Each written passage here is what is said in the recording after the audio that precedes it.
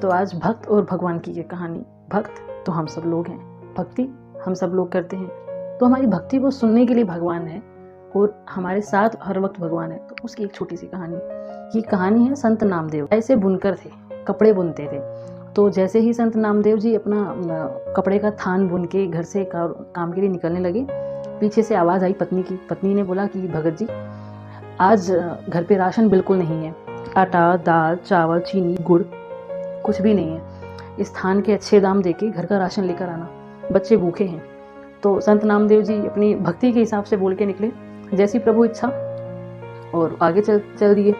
जैसे थोड़े से आगे चले, पत्नी की आवाज़ फिर आई कि अगर अच्छे दाम ना मिले तो जितनी मेहनत करी है, काम करा है, उतनी काम की कमाई का ही रुपए ले आना और कुछ राशन ले आना घर के लिए। दोबारा नामदेव जी बोल के चल दिए, जैसी प्रभु इच्छा, और नामदेव जी चल दिए। जैसे नामदेव जी बाजार में, हाट में उसको बेचने के लिए पहुंचे, तो कंधे पे ऐसे उन्होंने वो अपना जो था कपड़ा वो डाला हुआ था। तो पीछे से किसी ने कपड़े को हाथ लगाया और हाथ लगा के बोला, बड़ा ही अच्छी थाप दिया हुआ कपड़ा है, बड़ा ही मजबूत मोटा कपड़ा है, गरीब फकीर को चादर का टुकड़ा दे दे। जैसे नामदेव जी पीछे मुड़े कि किसकी आवाज़ है, देखा तो पीछे एक फकीर था जो कि काफ़ी पुराने फटे हुए कपड़े पहने हुए थे जिसने। तो अब उन्होंने बोला कि बेटा, चादर का और एक कंबल का कपड़ा इसमें से काट के दे दें। तो संत नामदेव जी ने कहा ठीक है। उन्होंने मन में सोचा कि पत्नी ने कहा तो है, तो जितना बचेगा उसको मैं बेच के ले जाऊंगा उससे। पर जैसे ही नापा, जितनी फकीर को जरूरत थी उतनी जरूरत पे वो पूरा का पूरा थान पूरा हो गया। अब वो थान नामदेव जी ने उनको दे दिया।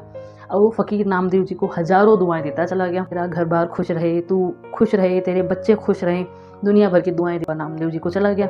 और नामदेव जी फिर वही बोले कि हरी इच्छा, ऐसे बोल के नामदेव जी चल दिए। देव जी को याद आया कि पत्नी ने कहा था कि घर पे राशन अन्न का एक दाना नहीं है, बच्चे भूख से परेशान है, कुछ लेकर आना। अब नामदेव जी बोले कि जो सारा कपड़ा था वो तो फकीर को दे दिया, अब खाली हाथ, ना कपड़ा हाथ में, ना पैसे हाथ में, ना राशन हाथ में, घर जाऊं तो जाऊं कैसे, बच्चों के भूख भरे चेहरे देखूं तो देखूं कैसे। तो वो वहीं गाँव के बाहर पीपल के पेड़ के नीचे समाधि लगा के, अब शाम होने को आई थी। नामदेव जी के घर पे कोई पहुंचा और दरवाजा खटखटाया जोर जोर से, नामदेव जी हैं, नामदेव जी हैं। तो अंदर से आवाज आई, नामदेव जी नहीं है, कुछ चाहिए आपको? साक्षात प्रभु भगवान पहुंचे थे उनके घर। तो भगवान मन ही मन मुस्कुरा के बोले, धन्य हो तुम लोग कि घर में खाने को दाने नहीं, फिर भी पूछ रहे हो कि कुछ चाहिए, देने का भाव अभी भी मन में है। पत्नी ने बोला कि बताइए आपको क्या चाहिए। तो जो ईश्वर स्वरूप जो सेवक बन के आए थे उनके घर पे, उन्होंने कहा जी ने मुझे भेजा है, आज उनका सौदा सच्ची सरकार से हुआ है, तो नामदेव जी ने राशन भेजा है, मैं राशन लेकर आया हूँ। कहा नहीं, नामदेव जी को आने दीजिए, अभी वो आए नहीं है स्वरूप में जो आए थे। तो उन्होंने कहा नहीं, हमारी बात हो गई है नामदेव जी से, उन्होंने बोल दिया है आप हमको सामान रखवाने दो। रखवाने दिया, ठीक है भाई। उन्होंने हाथ जोड़ दिए, उन्होंने कहा आप रख दीजिए।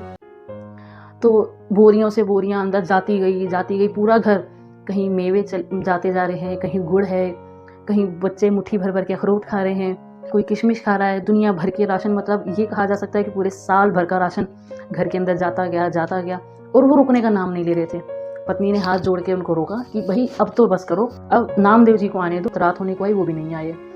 तो जो आए थे उन्होंने बताया कि नाम गांव के बाहर पीपल के पेड़ के नीचे बैठे हैं। तो सब परिवार उनको ढूंढते हुए वहां गए। तो जैसे ही नामदेव ने अपने पत्नी को और बच्चों को आते हुए देखा, उन्हें पक्का यकीन हो गया कि भाई बच्चे तो भूख से बिलख रहे होंगे, और पत्नी उनको ढूंढते हुए बच्चों को साथ लेके वहां तक पहुंच गई है। तो उनको था कि अब सोच रहे थे बैठे बैठे कि आखिर मैं क्या जवाब दूं, कैसे समझाऊंगा पत्नी को, क्या बोलूंगा। इतने पत्नी आई और पत्नी ने पूछा कि आज ऐसी किस सरकार से आपने सौदा करा है कि पूरा घर भरता जा रहा है और घर में पैर रखने की जगह नहीं, इतना घर में राशन हो गया, सालों खत्म ना हो, सालों हम बरते और आस पड़ोस पूरा भरते तो भी खत्म ना हो, ऐसे किस सरकार से आखिर सौदा हुआ। इतना सुनते ही नामदेव जी हैरान कि ऐसा कैसे, कि आज तो मैंने अपना थान एक फकीर को दे दिया था।